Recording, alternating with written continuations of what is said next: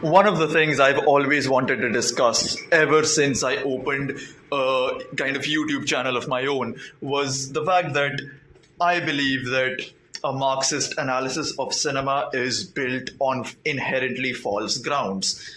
Which is not to say that I'm against either Marxism or cinema. It must be noted that I am a communist who is also really big into movies. I've been into cinema since I was like 12, and I try to read as much communist theory as I can in my free time.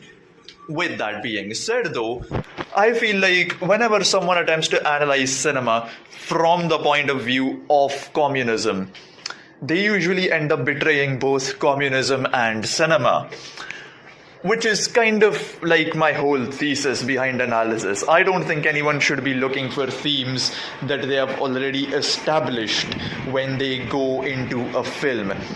I think you should just completely rid yourself of any preconceived notions and any ideas that you have in mind every time that you sit down to watch a film.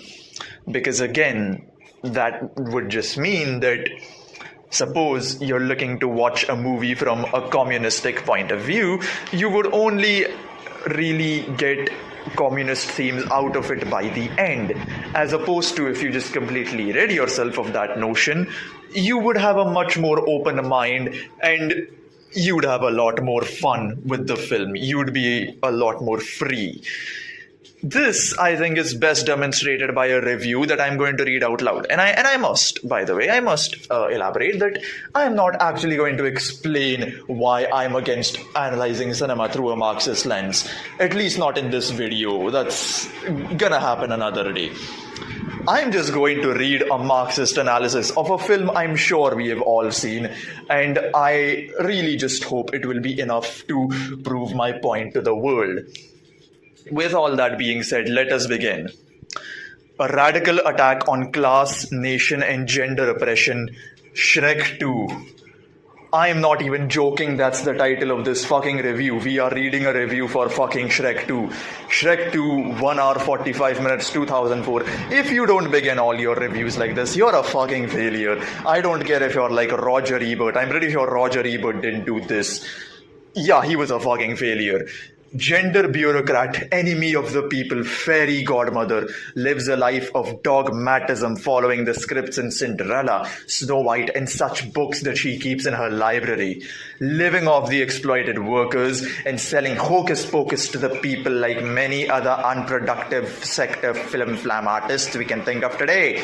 Fairy godmother spreads her poisonous visions of the future everywhere and lords over even the king himself. Seeking to appropriate the sexuality of the king's daughter for her son, fairy godmother does her best to spread speciesist propaganda against ogres, one of which already married the king's daughter, thus making her unavailable to the fairy godmother's son. His name is Prince Charming, bro. Just fucking say the name. The evil speciesist propaganda finds fertile grounds in the king's mind and most of the people of the kingdom.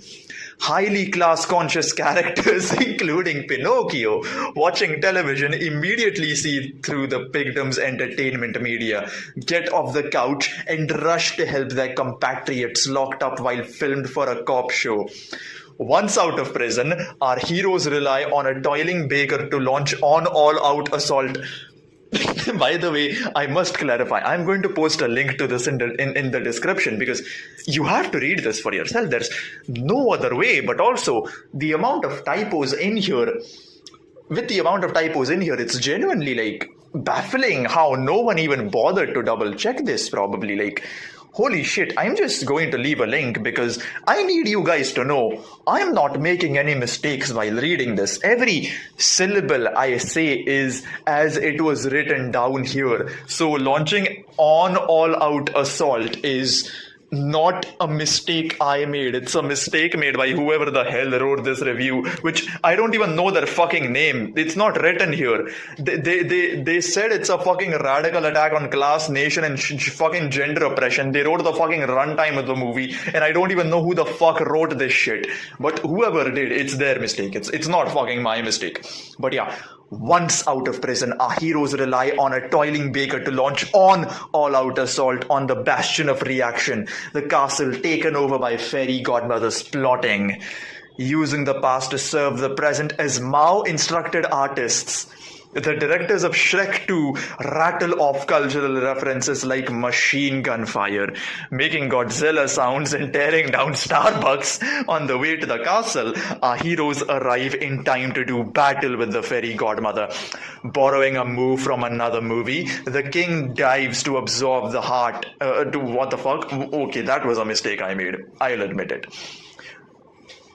What the fuck, where was I? Okay, the king dives to absorb the attack from the fairy godmother and he ends up turning into a frog.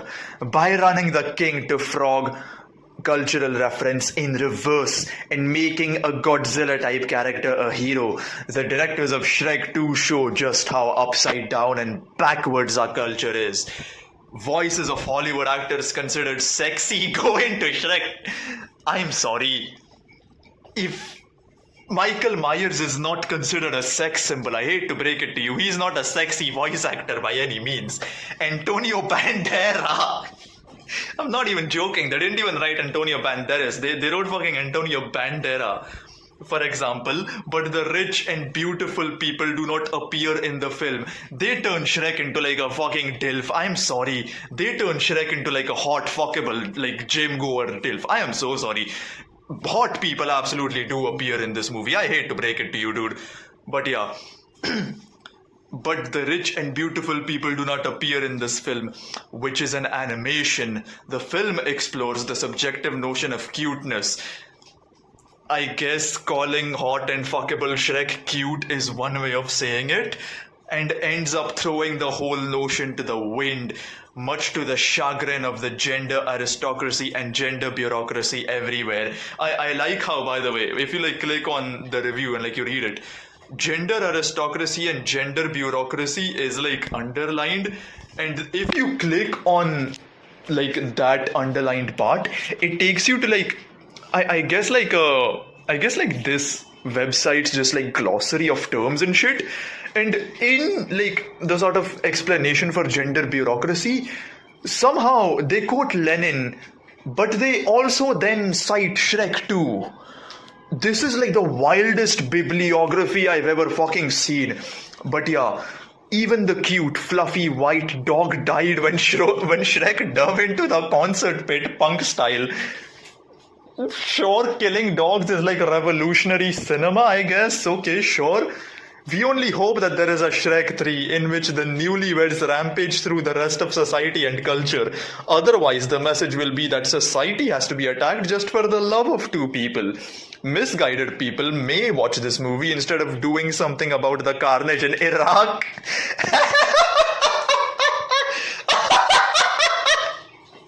If you're like some fucking kid who watched Shrek 2 and you didn't do anything about Iraq, that's on fucking you. You're a fucking failure. I don't know what I'm doing with my life.